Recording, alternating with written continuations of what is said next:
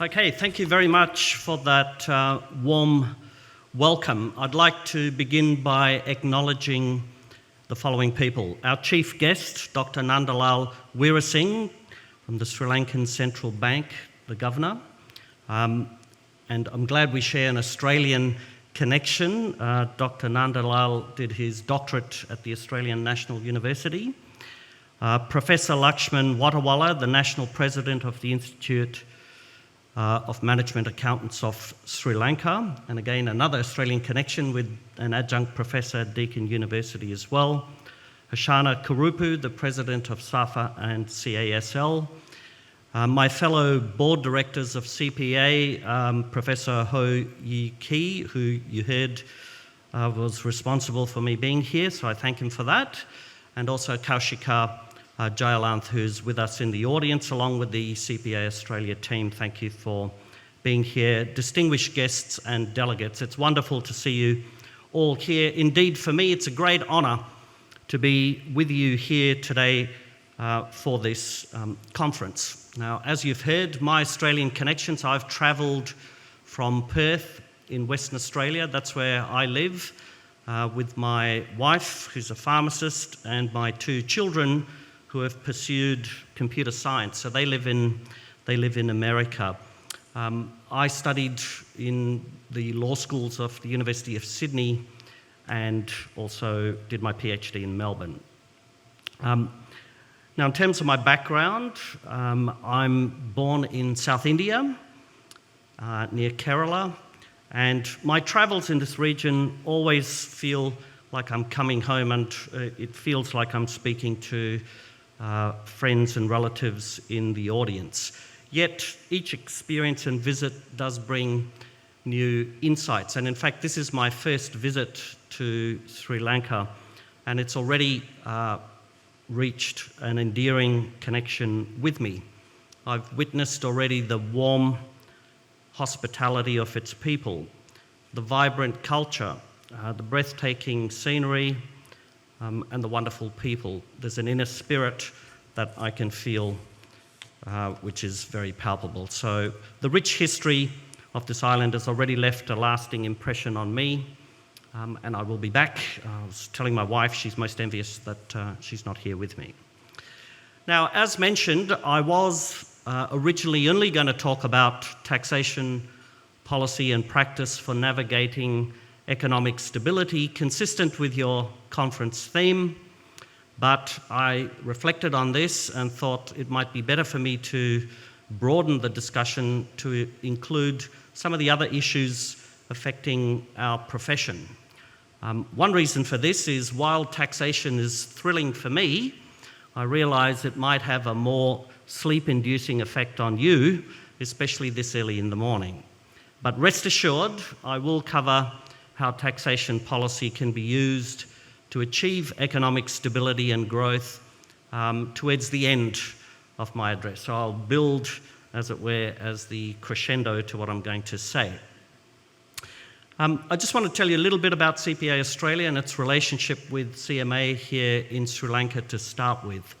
So many will be aware that CPA Australia is one of the world's largest professional accounting organisations. We've got a rich heritage that dates back some 137 years, and we have a global reach. We've got some 173,000 members now in over 100 countries, and we're very proud that more than a quarter of our members live and work outside Australia, including more than 2,100 in the wider South Asian region.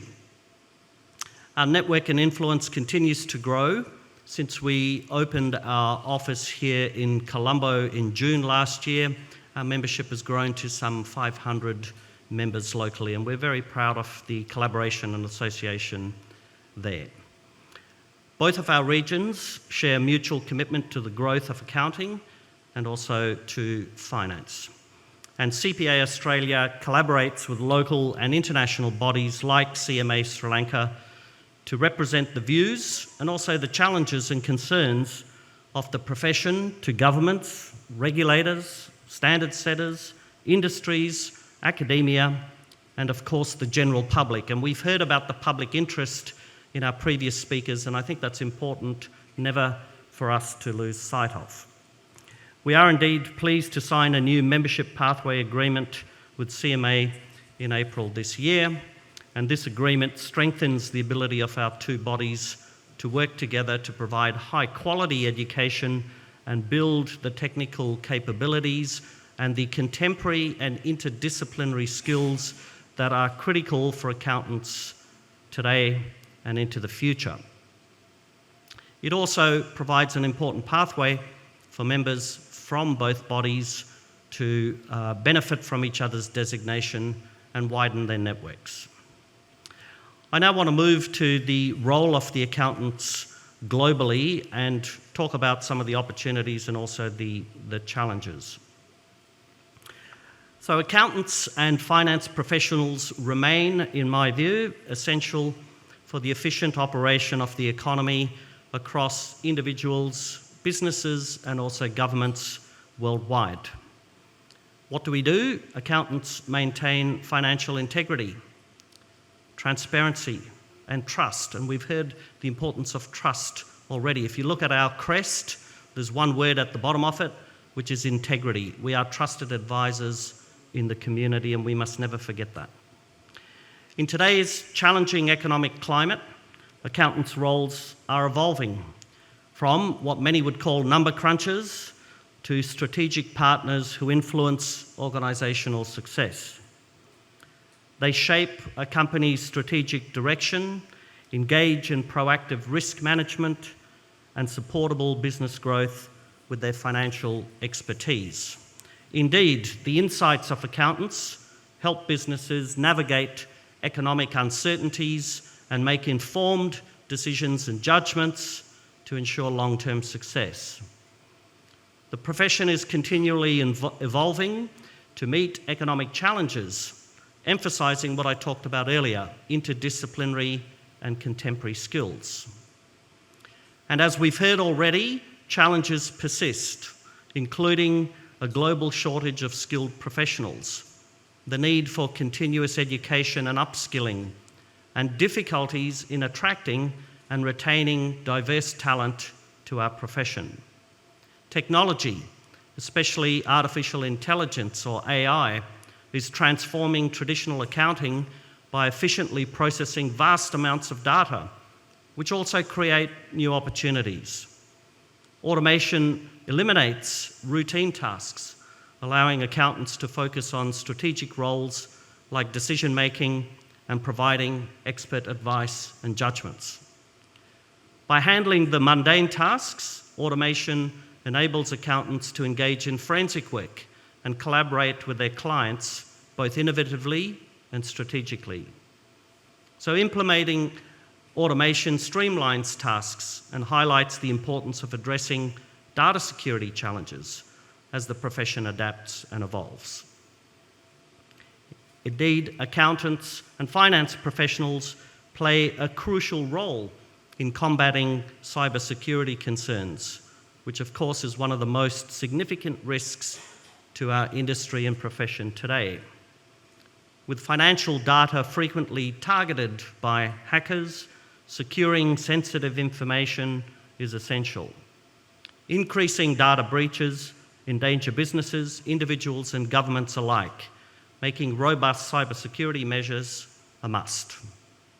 Accountants must implement advanced security protocols, educate on best practices, and maintain vigilance and ethical conduct to protect their profession's integrity. At CPA Australia, we prioritise upholding the highest levels of professional and ethical standards. And accountants ensure compliance with laws and regulations to prevent fraud and financial crisis exist. Failures in governance and accountability and culture can erode trust and integrity, which is, of course, the foundation of our profession. And amid high inflation and rising costs, companies rely on accountants to solve complex business problems. Their ability to provide sound financial advice and innovative solutions makes them highly valuable to employers, clients, the government, and the broader community in which they serve. The modern accountant is an advisor and a business analyst using data analytics and advanced financial modelling to add value to businesses. This evolution highlights the increasing importance of accountants in driving business performance and economic growth. ESG issues are crucial, and accountants are well placed to provide holistic thinking, judgment, and rigour to sustainability practices. They ensure that businesses comply with regulatory requirements and adopt practices promoting long-term sustainability. Accountants help organisations manage ESG risks and opportunities, integrating these factors into the overall business strategy. Industry experts, policymakers, and thought leaders alike must tackle critical ESG issues. And accountants have the skills to lead these efforts and drive meaningful change within their organisations and beyond. Now, globally, ESG and sustainability are, of course, vital for long-term business resilience to help attract investment and build stakeholder trust by addressing environmental impacts, social responsibility, and governance. In Sri Lanka, like many other regions, climate change significantly impacts sectors, causing erratic weather affecting tea production and rising sea levels threatening marine biodiversity and fisheries, to give but two examples. So adopting sustainable practices is crucial to protect these industries and ensure the long-term economic and environmental sustainability. Worldwide, consumers and investors increasingly scrutinise companies' ESG performance, believing those with high ESG standards are less risky, better positioned for growth, and better prepared for uncertainty. Accountants are skilled at responding to uncertainty, being detail-oriented, organised, collaborative, and accountable. A sustainable business is a good business. Effective management enables organisations to build a sustainable future for people, communities, and the planet. Last year, the International Sustainability Standards Board, ISSB, announced two standards providing a global baseline for sustainable reporting. CPA Australia believes these standards will drive positive change, and all public companies will need to review their governance strategy, risk management, systems, and reporting mechanisms to align to these new standards. On to integrated reporting. Globally, investors and regulators are increasingly focusing on ESG performance, its reporting, and the assurance of sustainability reports. Again, accountants with their holistic thinking and professional judgment are key to supporting organisations in their transition to a sustainable future. CPA Australia is a staunch advocate of integrated reporting, which provides a comprehensive view of how businesses generate value over time, and we fully embrace ESG metric reporting. We're very proud that our 2023 integrated report, Transforming for the Future, was a finalist at the 2024 Australasian Reporting Awards. I'd like to speak very briefly about the 15th annual CPA Australia Asia Pacific Small Business Survey, and then I am going to come to tax. So this survey, which tracks small business issues and sentiment in the Asia Pacific region, showed that small businesses from emerging markets are much more likely to be innovative and thriving. Of the 11 regions and thousands of businesses surveyed, what is clear is that innovative companies leverage technology. Conversely, a lack of innovation by small businesses hampers economic growth and productivity. So what is clear as accountants and as finance business professionals is that we must continue to encourage businesses to embrace new tools and ways of doing business such as ESG. These are fundamental to improving business performance, which in turn contributes to economic growth, new jobs, and also wealth creation. Okay, now turning to taxation, which I know is everyone's favourite topic. So I'll start with a quote. You might have heard this, the phrase, "Taxation is the price we pay for a civilised society," is commonly attributed to the US jurisprudential scholar Justice Oliver Wendell Holmes Jr. We heard earlier today the phrase of societal costing by Professor Watawalla, and this is an example of that. What this quote encapsulates is the idea that taxation is necessary to fund the services and infrastructure that support a functioning and orderly society. How much a country needs is often conceptualised in terms of the percentage of tax as a proportion of the country's GDP. So to give you some baselines, the OECD average, these are the latest figures I could get, is about 34% of GDP, which is quite high. In Australia, we are sitting just under 30%, 29.5%. And the figures I have from Sri Lanka, and forgive me if these aren't totally correct, in December 2023, I have 10.8, and back from there in March 2022 was 6.7, and 15.2 in December 2015. So that then raises the question of whatever your level ends up being, and that's a decision for the government of the country, you have to find a way or ways of raising that revenue from the community. So that brings me to my next quote, which is this time from Jean-Baptiste Colbert, who was the French Minister of Finance under King Louis XIV. And he famously said, "The art of taxation consists in so plucking the goose as to obtain the largest possible amount of feathers using the smallest amount of hissing." The largest amount of feathers with the smallest amount of hissing.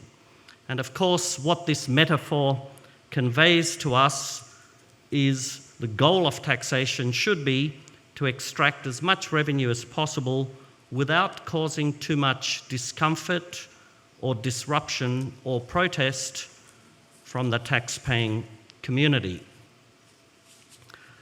So what does a well-designed tax system look like? It's actually quite simple, and words like fair, you've probably heard in the media, everyone should pay their fair share of tax. So a well-designed system should be fair and it should be efficient. So it should allocate resources in the economy efficiently. And it should be able to meet the revenue needs of the government to support its economic and social goals. There are 5 accepted principles of a good tax, and I want to just briefly share these with you because it does emphasise the important pillars of what a good tax system is built on. And the first one is simplicity. So a tax system should be easy to understand and administer. If a tax system is too complex, what happens? You get confusion. You have increased compliance costs, and you have more opportunities for avoidance and evasion. So simplicity must always be a goal. The next one is equity. The burden should be shared fairly amongst taxpayers. And there are 2 concepts of equity here. The first is horizontal equity, which means taxpayers with similar abilities to pay should pay similar amounts. And vertical equity, taxpayers with greater abilities to pay should contribute more. The next principle is certainty, and this applies particularly in the business community, where businesses should be able to predict what their tax burdens are with reasonable accuracy so they can make investment decisions. The fourth principle aligned to it is the principle of neutrality, that taxes should not distort economic or investment decisions, that those decisions should be made independently of taxation considerations. And the final one, which is really important, is efficiency.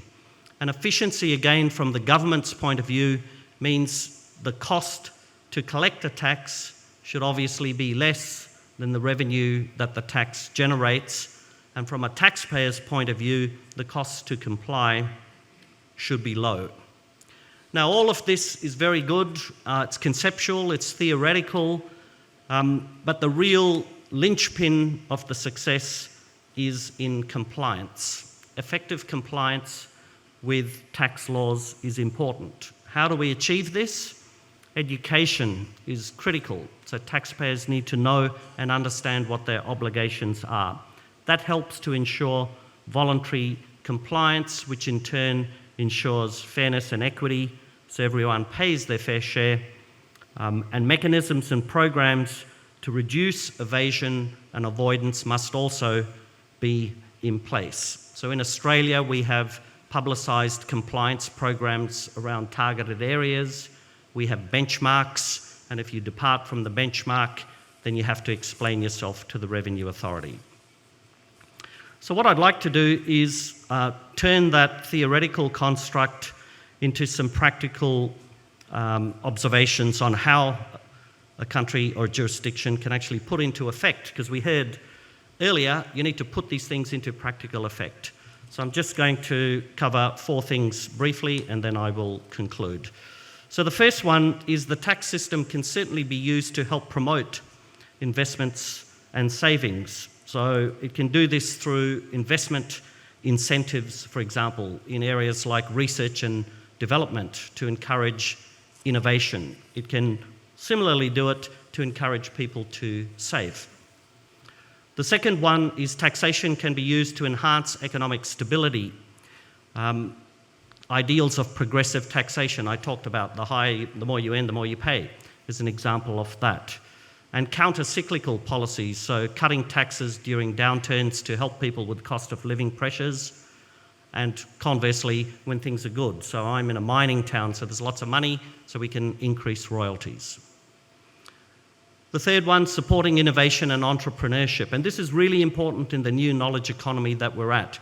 In Australia, 80% of our economy and 90% of people work in the services industry. So these incentives for research and development and startup incentives are critical.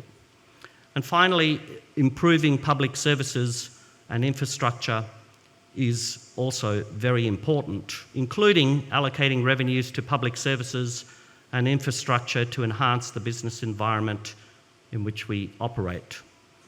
So my conclusion for all of that from tax is obviously the tax policies are vital for navigating economic stability and also for promoting growth.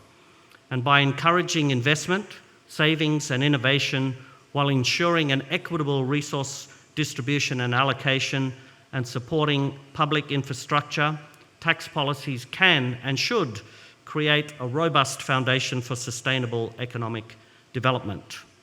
Balancing these elements requires careful policy design by governments and ongoing adjustments and refinements to respond to changing economic conditions. So in conclusion, I'll finish where I started. Accountants are strategic business partners, trusted advisors, and thought leaders who enhance business decision-making processes. Taxation policies are crucial for ensuring economic stability and promoting growth, and accountants play a pivotal role in influencing business performance and driving discussions on emerging financial trends, ESG, and emerging technologies. Accurate reporting and auditing of financial and climate-related disclosures by accountants are critical to capital market efficiency, ensuring stability and boosting investor confidence. And by upholding the highest ethical and professional standards, which is the cornerstone of our profession, and being partners for progress, accountants will, in my view, remain indispensable to the global future economy. Thank you again for inviting me this morning. Thank you.